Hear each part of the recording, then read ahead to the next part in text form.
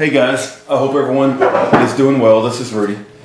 Hey, one of these days I need to put together a video and I need to cram in as much topics as I possibly can within 15 minutes because, you know, I'm a big picture kind of guy, and I know that there's a lot of things going on, and I literally could probably put in 100 topics and just, you know, at least share my input and then, you know, ask what you guys think. But I'm going to try to stay focused this video. The first thing I want to say is, and I think he does, right? I want to make this statement. I know you guys love Ron Paul, and I know I've had so much hate messages because I've came out against Ron Paul. But I believe the man does know that, I believe that Ron Paul knows that Obama is illegitimate, doesn't meet the presidential eligibility requirements. And if that's true, if that assumption is true, then I'd rather have Obama in office than Ron Paul. Now, that's a harsh statement. I know a lot of you don't like me because I speak out against Ron Paul. But if you come to the conclusion that Ron Paul knows about it and he's decided not to talk about it, then I don't want anything to do with Ron Paul. I mean, I'd rather have Obama than someone like Ron Paul, right? If he knows about the eligibility issue and he just refuses to talk about it, imagine a leader, right? You know, everybody's like, you know, in cultures and tribes, and imagine your leader knows that another leader has came into your tribe, taken it over, and is not even part of your tribe. I'm not talking about race and color here. I'm talking about he's not an American citizen. And the supposed leader that should have been the leader, right, doesn't say anything about it. He's either scared or he's afraid to confront the issue because he'll be concerned about his popularity. He'd rather sell books and talk about all the bad stuff that's going on rather than confront the issue head on. I'd have no respect for that type of person. So if you came to the conclusion like I have, that Ron Paul knows about the issue but he just won't confront it, then there's no way that I could ever vote for Ron Paul. I just can't do it. And now you'll say, well, who will you vote for? I don't know. I hope God raises up a righteous man. But, you know, I believe that Ron Paul does know about the eligibility issue and he hasn't confronted it. And so I just cannot muster any excitement. Matter of fact, I would rather just have Obama. You know, if Ron Paul, supposedly he spent 30 years, he spent decades of his life supporting the Constitution, right? And he talks about how he supports the Constitution. I'm sure he's got the Constitution memorized and he can quote it, you know, section and verse and article. But yet when it came time for him to act upon it, right, Article 2, Section 1, which, you know, says what the President of the United States should be natural born, he didn't have what it took to act upon it. What kind of leader is that? I don't want anybody like that. Just give me another 4 years of Obama and let the country go to hell. But anyway, that's my thoughts on Ron Paul. And I feel very betrayed and let down by Ron Paul. I'm not trying to hide it either. But anyway,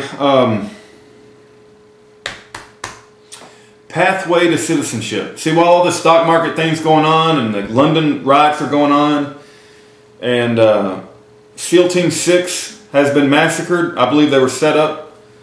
I believe that Obama has his eyes on the prize, his prize, which is amnesty. And they're not going to call it amnesty for all illegal aliens. They're going to call it pathway to citizenship. And they're going to say that we need to do a pathway to citizenship for all of these illegal aliens. And they're going to push this national ID card. And so while all these other things are going on, you know, if they slip something in through the back door like they always do, you know, they put the hand up here, watch the birdie, but then they stick it to you right here, right? And where they're going to stick it to us, they never let a good crisis go to waste, is they're going to bring in amnesty, which they're going to call pathway to citizenship, and they're going to bring in this national ID card for everybody. And on that card will be your biological information, your DNA information, your fingerprint, your retinal scan, and eventually they'll probably try to get a implant within your body. And you may think I'm, you know, over the top on that, but if you listen to Aaron Russo before he died, now he was dying of cancer, and you have to ask yourself, did Aaron Russo lie to us? I mean, he was dying. What motivation would he have to lie? And he said that he had inside information from the Rockefellers that they wanted to put chips in all of us and to control us like cattle. So I believe that while all this other stuff is going on, that Obama has his eyes on pathway to citizenship, which is another word for amnesty for all illegal, and they want to put forth a national ID card. And all these bubbas out here who don't want the illegals, they'll say, well, if it helps us determine who's legal and who's not legal, yeah, give me a national ID card. And America will beg for a national ID card. They'll beg for it. And Obama will be more than happy to give it to them. Okay, I only have so much time, and I kind of spent too much time on Ron Paul and national ID card and pathway to citizenship, which is amnesty. But I was at church tonight, and I get a lot of my ideas from church. I'm not trying to hide that. Pastor Stefan Broden and his church is awesome. It really is. But he said something today. One of the musical instrument players said that truth has a certain sound to it. And if you have ears to hear, when a person speaks the truth, you just know it. I mean, it reverberates in your ears like that man is speaking the truth. And when Ken Hovind speaks, that little reverberation just goes off in my ears like, Ken Hovind speaks the truth. And when I hear somebody speak, Pastor James David Manning, when he speaks, it's like I just know the truth when I hear it. It has a certain sound to it.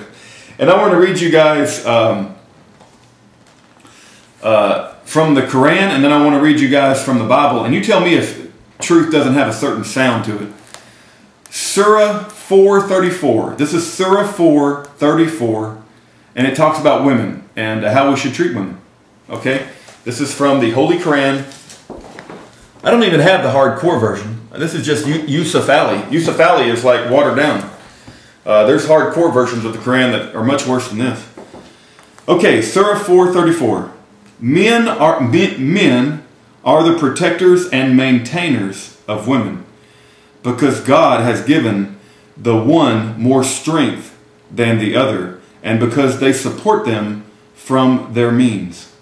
Therefore the righteous women are devoutly obedient and guard in the husband's absence what God would have them guard. As to those women on whose part you fear disloyalty, so if you have a woman and you fear she's disloyal, and this is just one of your many wives, because there's other verses in the Quran that totally sanctify multiple wives. Of course, Muhammad was special. He could have more wives than the average Muslim, but the Quran definitely supports multiple wives. On whose part you fear disloyalty and ill conduct, admonish them. So if you got a disloyal wife, one of many, you admonish them first. Next, refuse to share their beds. So if they still won't listen to you, if you got one of those crazy wives and they just won't listen to you and they're out there acting bad and acting kind of whorish, first you admonish them, and then you refuse to share their bed, and last you beat them. But if they return to obedience, seek not against them means of annoyance. So you admonish them, then you refuse to sleep with them, because that's really going to teach them a lesson if you refuse to sleep with them. And then the last thing is just beat them. Just go ahead and beat them. And then if they finally return to being obedient, then seek not any means of further annoyance to them. So all you women out there who want to be tolerant, and you want to be tolerant of the Quran, and you want to be tolerant of Muslims, and you want to be tolerant of the Islamic way of thinking of things, well, hey, Sharia law and wife beating is coming to a town near you. How much time I got? Okay, the rest of my time, I want to read Psalms 37. I think Psalms 37 rocks, and they read it tonight in church, and I think it's worth repeating. Now, keep in mind what I just read from the Quran. Does that sound like truth to you? Now I want to read Psalms 37, and you tell me if it doesn't sound like truth. Psalms 37. Fret not thyself because of evildoers, neither be thou envious against the workers of iniquity. For they shall soon be cut down like the grass, and wither as the green herb. Trust in the Lord, and do good.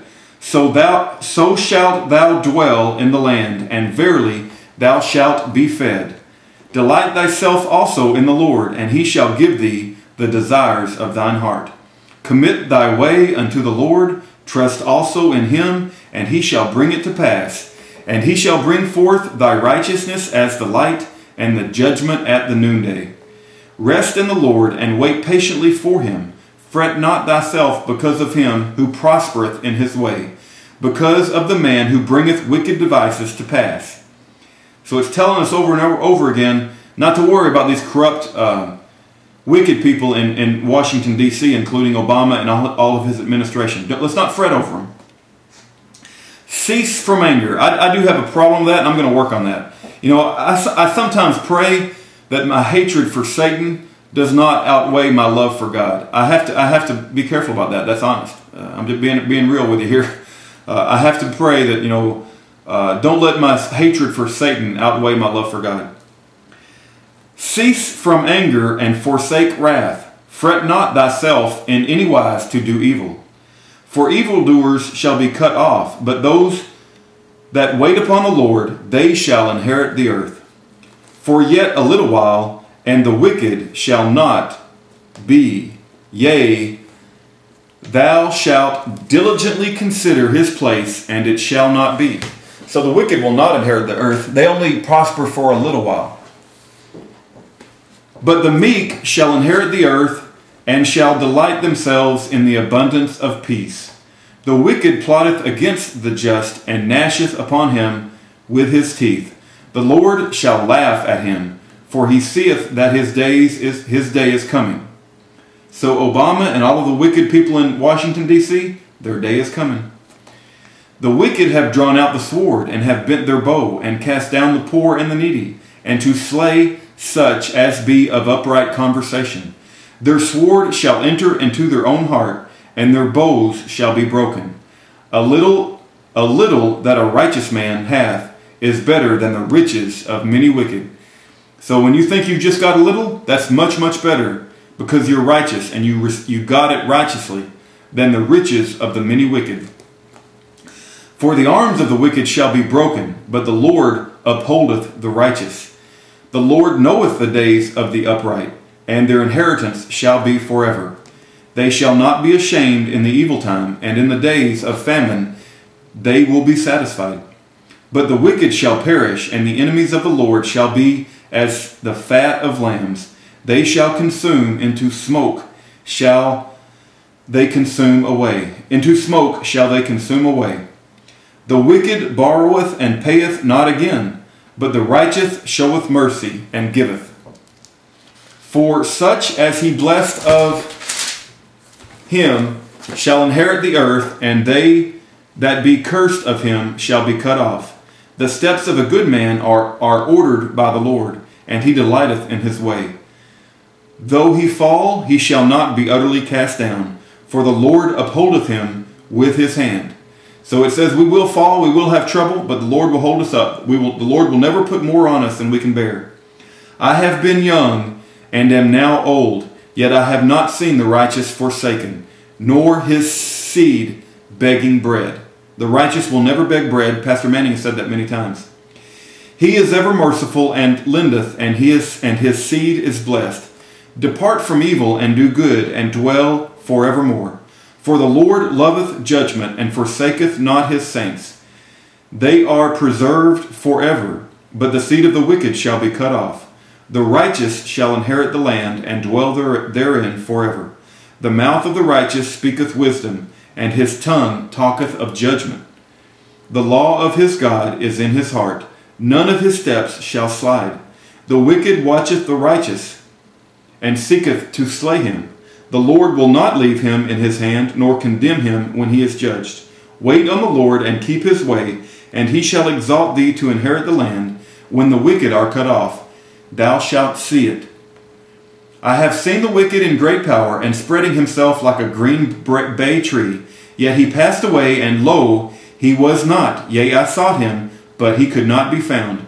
Mark the perfect man, and behold the upright, for the end of that man is peace. But the transgressors shall be destroyed together, the end of the wicked shall be cut off. But the salvation of the righteous is of the Lord. He is their strength in the time of trouble. And the Lord shall help them and deliver them. He shall deliver them from the wicked and save them, because they trusted in him. The most important lesson is trust in the Lord, keep his ways, and try to be righteous. Keep the ways of the Bible, and you're going to be okay. Doesn't matter about all the craziness that's going on in the world. Trust in the Lord and keep his ways. God bless every one of you.